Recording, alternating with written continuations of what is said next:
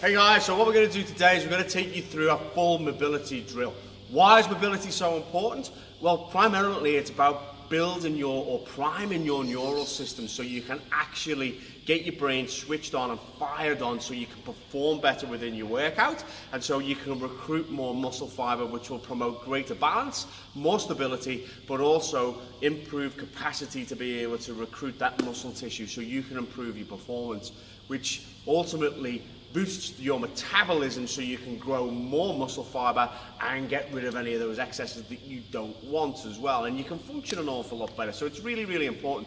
Now what I'm going to do is I'm going to take you through a full mobility drill, and I'm going to start from the ground up. So I'm going to start with your ankles. We're just going to roll those ankles in one direction, roll them in another, just to get your brain aware of what's going on there.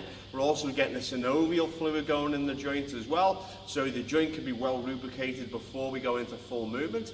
Then I'm coming down to the knee, and I'm just going to do a little bit of a knee roll in one direction, a little bit of a knee roll in the opposite direction. I'm only doing about 4 or 5 of these. I'm not doing anything too excessive.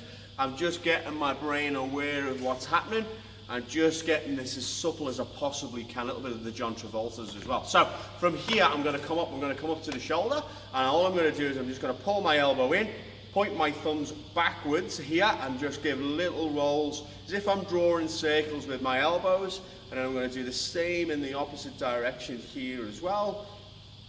Okay, and then from there I'm going to pull them in front of me, and I'm just going to do the same thing. So it's like I'm drawing circles with the elbows, 4 or 5 in one direction, 4 or 5 in the other. And then I'm going to take my hands behind my body like I'm just drawing circles here from one direction, and I'm just going to do it in the opposite direction just to get all those little muscle systems firing within the shoulders too. Then I'm going to come to the neck, and I'm just going to give that a roll around, 3 or 4 in one direction, same in the opposite direction.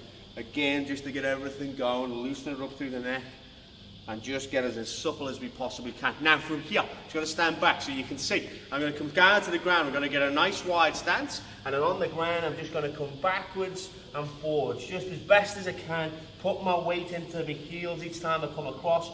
Get my fingers as low to the ground as I can. Just feeling that suppleness. Just feeling the inside of the leg and the outside of the hip opening up, and as well a little bit through that lumbar spine. And then I'm going to go from that one into a bit of a rotation. Around again. Again, we're just doing this about maybe 5, 6, 7 times just to get everything loosening up. And then from here, I'm going to reach. So I'm going to come into the center and reach out. Come into the center and reach out again, trying to make sure my weight is in that opposite heel as I reach, and in the leg as well. And just feeling it open out through here. A lot of this lateral movement to start with. Now, from there, I'm just going to turn to the side so you can see. I'm going to come down, and I'm going to start to open my hips up. So I'm going to place one hand on the ground, one foot directly behind me with my heel off, and I'm just going to have one hand on my opposite knee just so I can rest. And then from here, I'm just going to open out the hip as best as I can. Don't do anything, don't push it down, don't force it. If this is too much, just drop the knee to the ground, just lean into it as best as you can. Okay, then from here, I'm just going to lift my arm up, and I'm just going to follow it, my thumb with my eye, as I go up and down, and just open my hip. So I'm just gently pushing the hip down as I come up and down. If I've got my knee on the ground, I can just still do the same thing. I can still just come up and down, just watch the thumb as I go through. And then from there, I'm going to take my knee off the ground, and I'm going to rotate. So this opposite hand, I'm just going to drag that through, let it roll right round. I'm going to follow the hand round with my eye, so my spine and my pelvis stay in alignment. If I'm doing it on the knee, you can still do this on the knee as well. And then from here, I'm going to place both hands on the ground. I'm just going to move my foot out to one side, and then from here, I'm going to drop my body down as best as I can. Just drop my chest down, opening myself up, coming through. Now, I'm going to take that foot behind. I'm going to bring the opposite one up. We're going to do exactly the same thing. So I'm just going to let my hip drop in.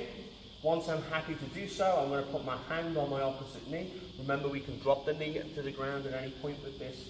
I'm just going to let that hip drop in a bit, and then from there I'm going to come up with my thumb, opening myself out, and then from here I'm just going to bring that across, and I'm going to roll with that inside hand. I'm going to roll around, I'm going to follow it round with my eye. I'm just going to make sure to open myself out as best as I can. Drop the knee down if we need to, still follow it round with the eye, and just open up through the hip. Then I'm going to place both hands on the ground. I'm going to bring both feet behind me, separate out into an apex position, and I'm going to walk myself back up. Now from here, I'm just going to come and I'm going to sit down as far as I can into this sort of frog position. So 2 hands on the inside of the knee. I'm going to sit myself down. Just go to the position that you could get to. It might be here, it might be further up, but just try and sit down as best as you can to lift your chest up. I'm going to push gently with my elbows to push the knee out, and just gently contract back in with the knee, just to get everything switched on through the middle. And then from here, I'm going to clasp the hands, and I'm going to come up to what we call a frog. So just 4 or 5 of these, just to lengthen the hamstrings through. 3, 2, and 1. And then I'm going to bring both feet in together. Now from here, I'm just going to lean down. I'm going to bend the knee. I'm going to lean down. I'm going to grab underneath my toe. Okay? And then I'm going to gently stretch or gently push my knees back. Not too much, just nice and gentle, just so you can feel it in the hamstring. And I'm going to round my back off just to open through the back. And I'm going to sit myself down. I'm going to bring my hands in together. And then from here, I'm going to roll around. So again, I'm following my hand round with my eye. So my pelvis and my spine stay nicely in alignment. I'm just opening up the lumbar, opening up the thoracic, getting it to move. Here. 2 and 1. Now from here, guys, I'm going to bring us down to the ground. So I'm going to bring us down, and I'm going to get us in what we call the high plank position. So bringing us down to the ground, feet nice and wide. I'm pulling my belly button in. I'm tightening my quads up. I'm tightening my bum, my glutes up. And my chest is over the top of the hands. If we need to, we can do this on the knee as well, just to get this core system switched on. And then from here, I'm going to come up, and I'm just going to bear crawl forward a little bit, and I'm going to bear crawl back. Just gently, again, getting all this movement pattern switched on. Just making sure that I'm primed for the movement. And I'm going to come up out of that. So we don't need to do lots of these. We just want to do about 3 and 4 up and down again. And then from here, I'm going to mimic this sort of hip hinge movement where I'm pushing my hip back and I'm driving my glutes and my quads forward. My chest is coming down over the top of my toes. I'm not squatting down, I'm just pushing my hip back just to extend all through this back line as I come through. Then I'm going to come from the ground. I am going to squat down here, come up, push up above my head. So again, I can get into that deep squat position, or just to the level that you can go to. Try and get down as far as you can. Really contract the muscles at the top of the movement. 4, 3, 2, and 1. And I'm going to come back to the ground again. And I'm just going to push through here. As low as I can go.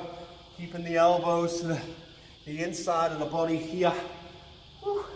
Just so I can make sure that all the big muscles now are all switched on and ready to go. I'm going to walk myself back out of that, turn it round, and I'm just going to get the heart rate going. So a little sprint on the spot. 10, 9, 8, 7, 6, 5, 4, 3. Try to keep on the toe, pump the shoulder. 2 and 1.